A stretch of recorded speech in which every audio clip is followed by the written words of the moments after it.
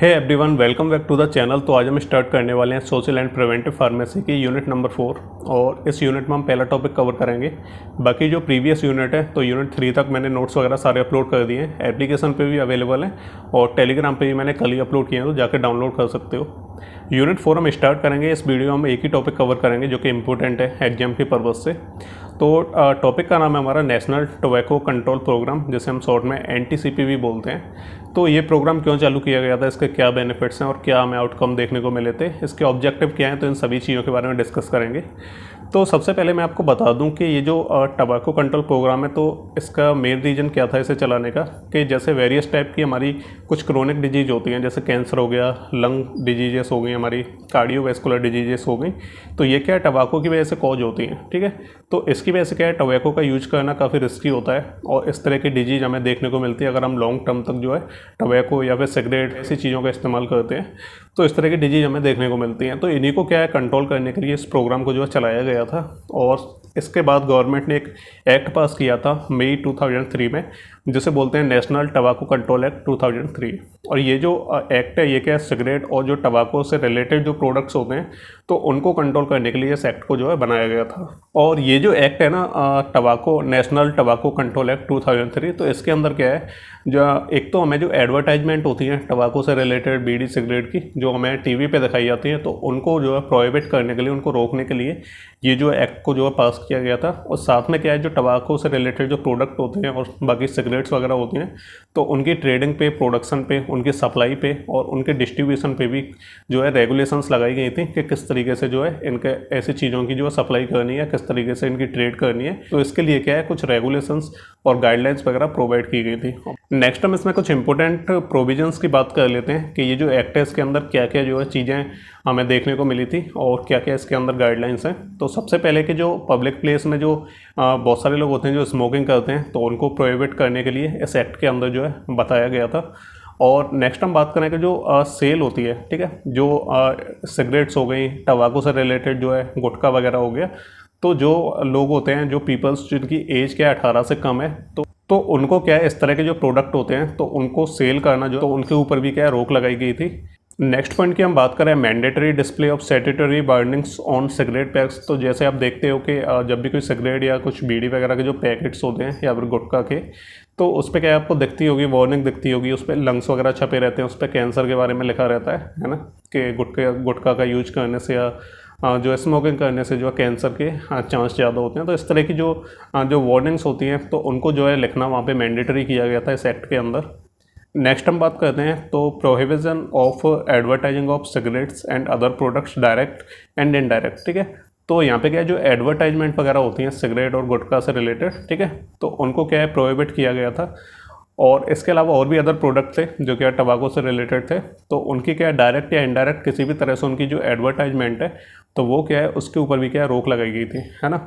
Next point की हम बात करते हैं innovation of role of tobacco products in educational institute. Educational institutes होते हैं तो उनके अंदर भी क्या है जो टोबैको के जो प्रोडक्ट्स होते हैं, ठीक है, या फिर उनका कोई भी जो रोल रहता है एजुकेशनल इंस्टीट्यूट्स के अंदर, तो उनको क्या इनोवेट किया गया था, उसको भी जो है बंद किया गया था।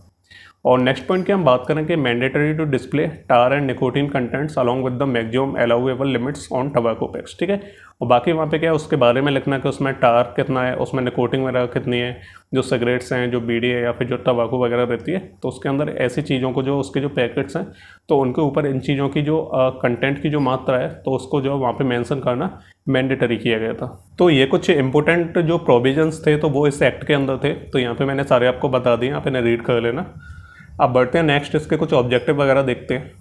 तो सबसे पहला ऑब्जेक्टिव इसके अंदर क्या था कि अवेयरनेस कैंपेन्स को चलाया जाए। इसके अलावा सेकंड है हमारा establishment of laboratories for tobacco product testing to develop regulatory capacity as needed under COPTA 2003। ठीक है, तो जो अलग अलग तरह के कुछ लेबोरेटरी वगैरह भी इस्टेब्लिशमेंट की गई थी, जिसमें क्या है जो टोबैको के जो प्रोडक्ट होते हैं उनकी टेस्टिंग वगैरह की जाती थी, तो उसको डेवलप करने के लिए लेबोरेटरीज वगैरह को इस्टेब्लिश किया गया था, है ना।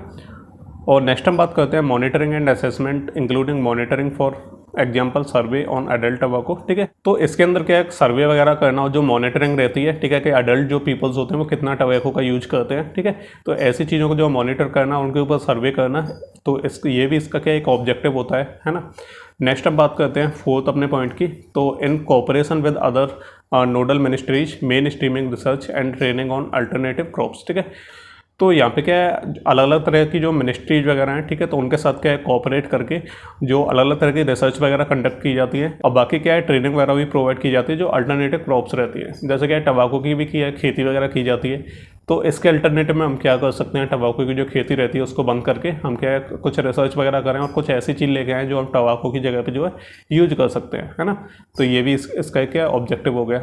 बाकी NTCP should be integrated with other programs like rural development, women and child development etcetera, ठीक है। तो जो NTCP है तो ये क्या है अदर प्रोग्राम के साथ भी क्या है इंटीग्रेट करना, ठीक है। जैसे रूरल डेवलपमेंट हो गया, है ना, वुमेन एंड चाइल्ड डेवलपमेंट हो गया, तो इस तरह के जो प्रोग्राम्स होते हैं तो इनके साथ क्या है इसे जो इंटीग्रेट किया जाता है।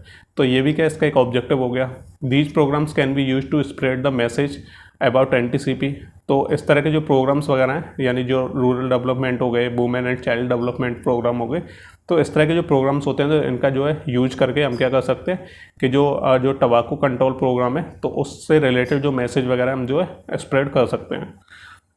और सबसे लास्ट पॉइंट की हम बात करें 7th पॉइंट की, तो school work places, homes and public places should be made smoke free, ठीक है। तो जो स्कूल वर्क प्लेसेस हो गए, घर हो गए, पब्लिक प्लेस हो गए, तो ऐसी जगहों को क्या है स्मोक फ्री बनाना, तो ये भी इसका एक ऑब्जेक्टिव होता है। तो यहाँ पे कुछ 6-7 पॉइंट है, तो उनको आप लर्न कर सकते हो। नेक्स्ट अब बात करते हैं डिजीज कॉज्ड बाय टबैको के टबैको से कौन कौन सी डिजीज जो कॉज हो सकती हैं। तो कुछ कॉमन सी डिजीज हैं, जैसे हार्ट से रिलेटेड हम बात करें तो हार्ट अटैक हो गया, हार्ट स्ट्रोक हो गया। इसके अलावा अदर जो कार्डियोवैस्कुलर डिजीज होती हैं, oral cancer, throat cancer, fatal disease, lung cancer, asthma, TB, dementia और वीकेंड इम्यून सिस्टम। तो इस तरह की जो डिजीज हैं वो हमें क्या टबैको की वजह से जो है कॉज हो सकती हैं। तो ये कुछ बिल्कुल सिंपल से पॉइंट्स थे। तो ये था हमारा नेशनल टबैको कंट्रोल प्रोग्राम। तो अगर नोट वगैरह लिखने के लिए बोला जाता है तो आप इतना लिख सकते हो। तो ये था आज का हमारा टॉपिक। मिलते हैं अगले टॉपिक में अगली वीडियो के साथ। तब तक के लिए goodbye and take care.